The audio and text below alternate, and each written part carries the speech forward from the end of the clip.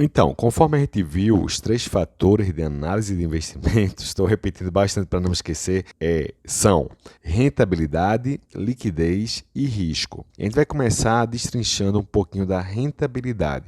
O primeiro subitem da Ambima é rentabilidade absoluta versus rentabilidade relativa. Quando eu falar, pessoal, rentabilidade absoluta é o quanto rendeu. Rendeu R$ 500, rendeu 20%. Então, a rentabilidade em porcentagem ou em valor é a rentabilidade absoluta. E o que é a rentabilidade relativa? A rentabilidade relativa é o percentual em função de um benchmark. Por exemplo, o fundo DI rendeu 90% da taxa DI. Então, eu estou colocando a rentabilidade dele em função da taxa DI. Esse é um exemplo. Então, a rentabilidade relativa expressa em porcentagem o retorno de um investimento em relação ao benchmark. Então, por exemplo, a taxa DI é um dos benchmarks mais usados para investimento, mas pode ser a taxa Selic, pode ser um índice de preço, aquele título rendeu 90%, por exemplo, do IPCA ou 120% do IPCA. Quando eu comparar com outro indicador, então a rentabilidade é relativa. Na prova, cai algumas questões que mostram duas rentabilidades. Um fundo rendeu 10, outro 15. Quem é que teve a maior rentabilidade absoluta? Obviamente que foi o fundo que rendeu 15. E depois mostra a rentabilidade dos benchmarks. Então, se aquele fundo rendeu 15 e o benchmark dele rendeu 16, ele foi bem pertinho do benchmark dele, rendeu mais de 90% do benchmark. Mas se o outro, por exemplo, rendeu 10 e o benchmark rendeu 10, ele rendeu igual ao benchmark e rendeu 100%. Então, mesmo tendo uma rentabilidade absoluta menor, por exemplo, ele teve uma rentabilidade relativa ao benchmark maior do que o fundo que rendeu 15%. A prova trabalha com alguns quadrinhos para que a gente compare rentabilidade absoluta, que é o total que rendeu, e rentabilidade relativa, que é quanto rendeu em relação ao benchmark. Tem mistério não, é fácil se cair na prova.